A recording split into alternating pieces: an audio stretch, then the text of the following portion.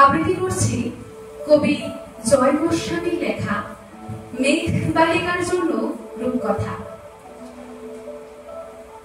আমি যখন ছোট ছিলাম খেলতে যেতাম মেঘের দলে।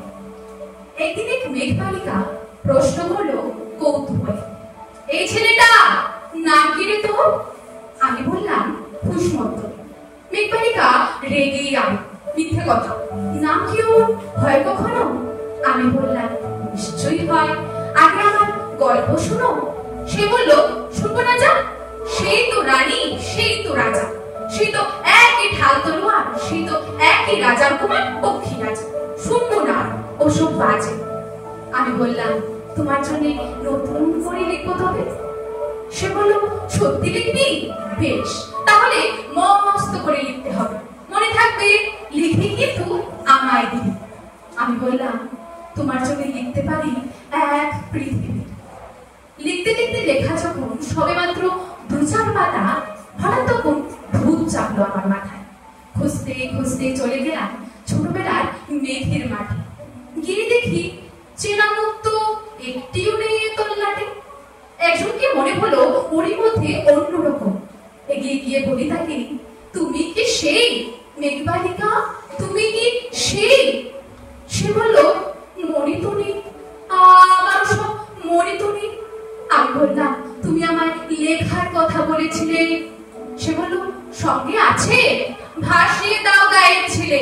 আর হ্যাঁ শোনো, এখন আমি মেঘ নইয়া, সবাই এখন বৃষ্টি বলে ডাকে আমার। বলি হ্যাঁ, পশলায় চুল থেকে নখ আমার পুরো ভিজিয়ে দিয়ে অন্য অন্য বৃষ্টি বাদল সঙ্গে নিয়ে মিলিয়ে গেল খরস্রোতায়, মিলিয়ে গেল দূরে কোথায়, দূরে দূরে। বৃষ্টি বলে ডাকে আমায়, বৃষ্টি বলে ডাকে আমায়। আপন মনে বলতে বলতে আমি কেবল বসে রইলাম ভিজে এক শাখা জামায় গাছের তলায়। বসে রইলাম বৃষ্টি নাকি মেঘের জন্য। এমন সময় অন্য এক বৃষ্টি আমায় চিনতে পেরে বলল, তাতে মন খারাপের কি হয়েছে? যাও, ফিরে যাও, লেখো আবার। এখন পুরো বর্ষা চলছে, তাই আমরা সবাই এখন নানান দেশে ভীষণ ব্যস্ত। তুমিও যাও, মন দাওকে তোমার কাছে। বর্ষা থেকে ফিরে আমরা নিজেই যাব তোমার কাছে। এক পৃথিবী লিখবো আমি, এক পৃথিবী লিখবো বলে ঘর ছেড়ে সে বেরিয়ে গেলাম। ঘর ছেড়ে সে ঘর বাঁধলাম গহন বলে, সঙ্গে শুধু কাগজ কলম।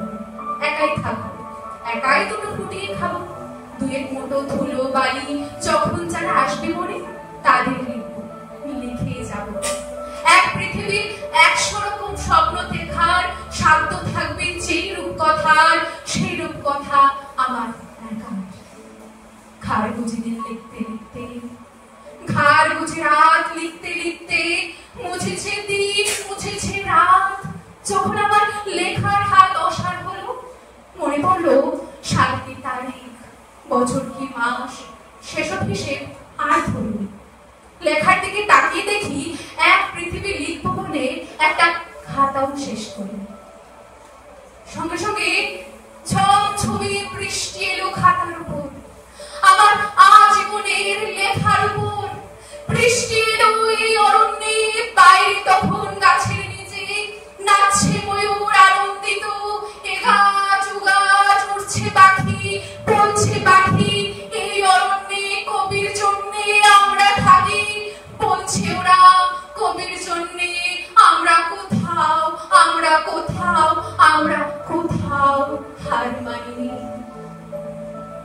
কবি তখন কুটির থেকে তাকিয়ে আছে অনেক দূরে, বনের পরে, মাঠের পরে, নদীর পরে, সেই যেখানে সারা জীবন বৃষ্টি পড়ে, বৃষ্টি পড়ে, সেই যেখানে কেউ যায়নি, কেউ যায় না কোনোদিন। আজ সে কবি দেখতে পাচ্ছে সেই দেশে সেই ঝর্ণা তলায় এদিক ওদিক ছুটে বেড়ায় সোনায় মোরা মেঘ হরিণী। কিশোর বেলার সেই হরিণী, কিশোর বেলার সেই হরিণী।